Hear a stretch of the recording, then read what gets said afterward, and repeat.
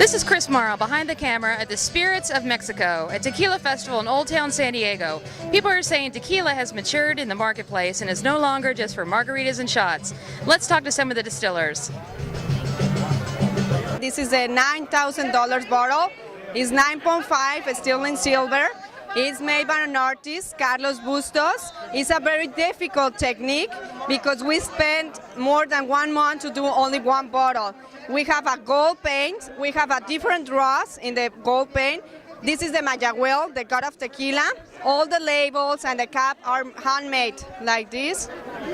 Everything is handmade, and this is Barro Bruñido technique. We have different colors, our number 8, and we have the certificate per bottle.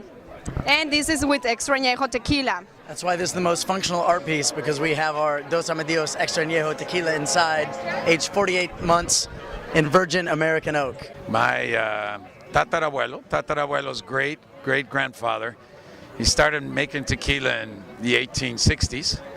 And he put his own company in the 1870s, which is Tequilas, of course. What's the best way to taste a tequila? Well, we think you always should start by tasting the Blanco tequila, because that's the true essence of what that distillery makes. For instance, every distillery has a different sets of equipment, different style of production, and so they'll have slightly different tastes. And so you should always taste that Blanco, and you should always taste it straight up, no ice. It should never be frozen. But if you like to drink on the ice, well, have your cocktail on the ice or have your tequila on the ice. But when you're tasting to determine if you like a brand, you want to taste it in a tequila tasting glass, a Riedel glass, or a nice small wine glass. You can use a small wine glass too, that you can get the nose.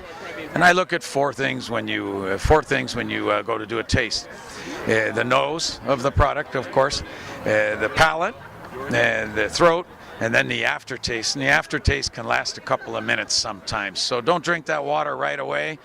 And if you like using a lime, well, that's okay, but you shouldn't have to use the lime, and you shouldn't have to use the salt. It might be a lot of fun, but you shouldn't have to.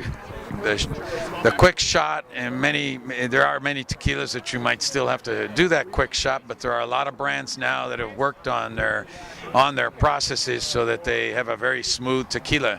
And if you try our tequila, you'll see it's very smooth. Doesn't have that big bite that's typically associated to that bad experience you might have had in college.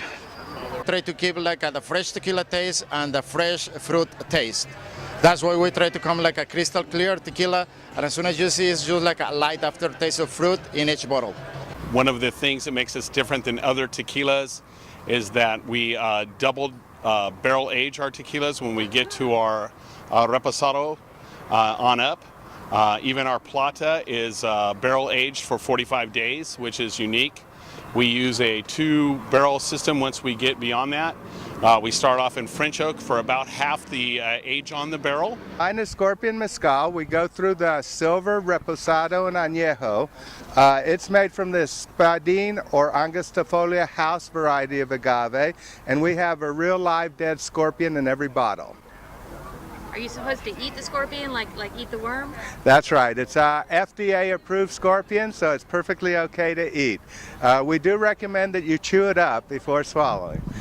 Reserva de la Familia is actually a very unique brand. It's an extra añejo tequila, means it's been aged over 3 years. This particular brand is very special to the actual family. It was originally Reserva de la Familia, which means a reserve brand of the family. Which originally was bottled in 1995 and made available to the public then. What's very unique, not only about the juice inside the bottle, but also the packaging itself, is that these are actually every year an independent artist of Mexico is actually contracted to actually design and paint these bottles by hand.